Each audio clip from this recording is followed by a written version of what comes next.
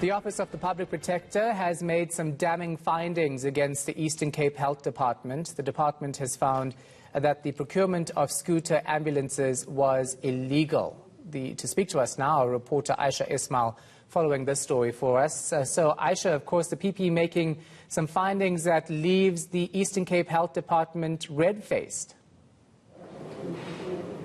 That is correct, Shahan, and the person who delivered this report was the acting public protector. Remember that the public protector advocate, Busisiwe Mkhwebane, is on sabbatical at the moment, and she's expected to return tomorrow. But I'm now joined by the acting public protector. And Advocate, you were telling us earlier that you investigated and concluded about 20 cases, and unfortunately we have to focus on that controversial matter in the Eastern Cape dealing with the sidecar ambulances that commonly became known as prambulances. What was the finding there, and who's going to be held responsible? The finding that we took in the scooter ambulances or clinic matter is that the procurement procedures were not followed from the PFMA to their own internal policies on the supply chain management, and therefore it rendered the contract invalid. Who's being held accountable? It's those who are involved in the supply management streamline. We have thus asked the HOD to ensure that consequence management is applied. So what are the remedial issues that need to be dealt with? What needs to be dealt with is that SCM needs to be clearly trained on their policies. Their policies are very clear. Treasury regulations that they did not follow, the PFMA that they do not follow, there needs to be very clear training in that regard, but expressly that there needs to be disciplinary actions against those who have flouted the procedures.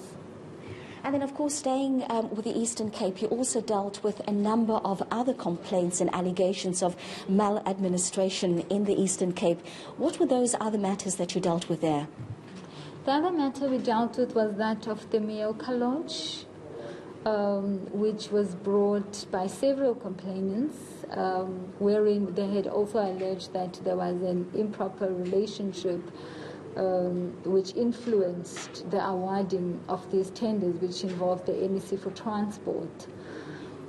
We found that indeed not proper procedures again in terms of procurement were followed in respect of the procurement of Mioka Lodge to accommodate the COVID-19 patients. However, we could not find any evidence of influencing the tender process on the part of the MEC. But we found that the officials who were involved in processing that particular arrangement to moving the COVID-19 patients to Mioka Lodge did not follow the supply chain management procedures. And then again, once, staying again with the Eastern Cape, you were talking about the fact that, the infrastructure is so bad, the service delivery is so bad, and you talked about the fact that you've had these complaints from the people of the Western Cape. From the Public Protector's Office, what are you going to do about these complaints? It is from the people of the Eastern Cape. I did a radio interview with Mkhwebane one early morning. Thereafter, the emails of our customer service were flooded with complaints. We had about 200 complaints from the people of the Eastern Cape, which varied from lack of bridges or falling bridges, lack of water supply, electricity, sanitation.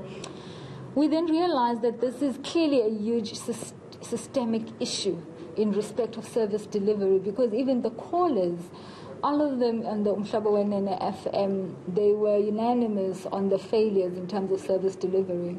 We have then decided to institute a systemic investigation into the state of service delivery into the Eastern Cape and focusing on the basic services. Thank you so much for your time. And Shahan, that was the acting public protector. It is her last day in office tomorrow, and the public protector is expected to return tomorrow. All right, thanks for the update. Appreciate it. Ayesha Ismail.